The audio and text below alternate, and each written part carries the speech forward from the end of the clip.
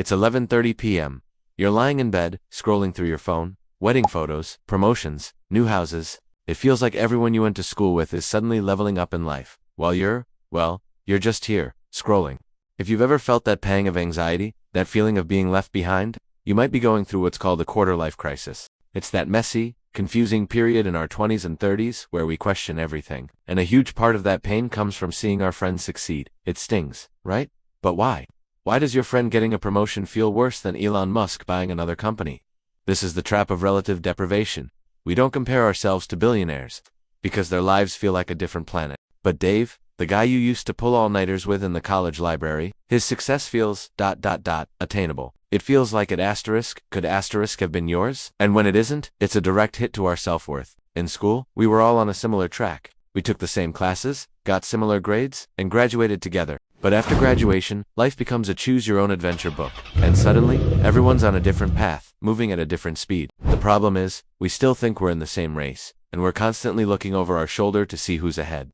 This feeling is made so much worse by our modern obsession with meritocracy, the idea that success is purely based on hard work and talent. It sounds fair, but it has a dark side. If we believe that winners deserve to win, then it logically follows that losers ... deserve to lose. So, when we see our peers succeeding, our brain doesn't just register it as, oh, good for them. Instead, a nasty little voice whispers, if they're succeeding and you're not, it must be because you're not smart enough, not working hard enough, not good enough. This taps into a deep, biological fear. Humans are social creatures. For thousands of years, our survival depended on our status within the tribe. Being respected and valued meant you got food, protection, and a mate. Being seen as a failure meant you could be cast out, which was a death sentence. This deep-seated need for status gives rise to what philosopher Alain de Botton calls status anxiety, a chronic fear of being judged and found wanting. It's not just about money or a fancy job title. It's about a fear of losing love and respect. We worry that if we don't measure up, our friends, family, and even our partners won't see us as worthy. We are afraid that our value as a person is tied to our list of accomplishments. And social media is like pouring gasoline on this fire. It's a curated highlight reel of everyone else's successes, served up 24/7, making it almost impossible to escape the comparison game.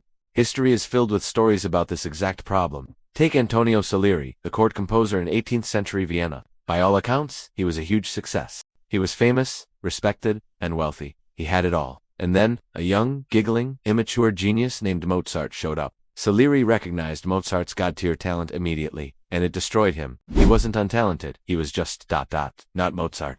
And that comparison stole all the joy from his own considerable achievements.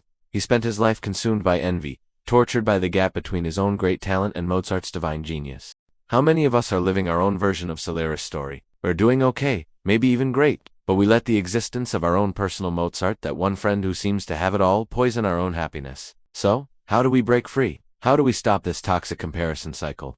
The first step is to understand the iceberg illusion. When you look at someone's success on Instagram, you're only seeing the tip of the iceberg. You see the promotion, the perfect relationship, the amazing vacation. What you don't see is the massive, hidden part of the iceberg beneath the surface. The late nights, the rejections, the self-doubt, the arguments, the failures, the sheer messy reality of their life. We're constantly comparing our behind-the-scenes footage to everyone else's highlight reel. It's an unfair comparison that you will lose every single time. Remember, you are comparing your insides, your fears, your struggles, your secret anxieties to their outsides. Their carefully curated public image. The second key is to embrace the power of being a late bloomer. Our culture glorifies child prodigies and 20-something billionaires. But that's not how success works for most people. Think of amazing people like Julia Child, who wrote her first cookbook at 50, or Colonel Sanders, who franchised KFC at 62, or Vera Wang, who designed her first dress at 40. Your life is not a 100-meter dash, it's a marathon. And in a marathon, it doesn't matter who's leading after the first mile.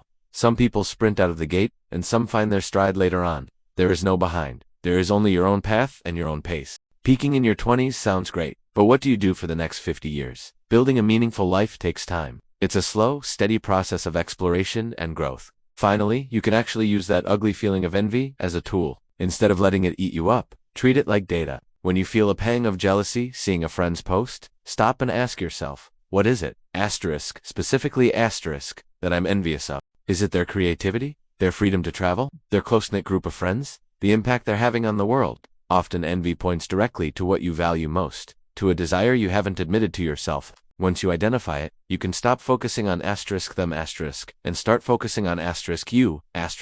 Instead of stewing in resentment, you can ask, okay, how can I bring more of that, more creativity, more adventure, more community, into my own life? This transforms envy from a poison into a compass. It stops being about them and starts being about your own journey. The quarter-life crisis feels lonely, but you're not alone in feeling this way. It's a sign that you care, that you want to build a life of meaning. So the next time you're scrolling at midnight and that feeling hits, put the phone down. Remind yourself of the Iceberg Illusion. Remember that life is a marathon, not a sprint. And use that envy as a map to figure out what you truly want. Your journey is yours alone. Run your own race. Thanks for watching. If this resonated with you, let me know in the comments. And don't forget to subscribe for more videos on navigating the messy parts of life. See you next time.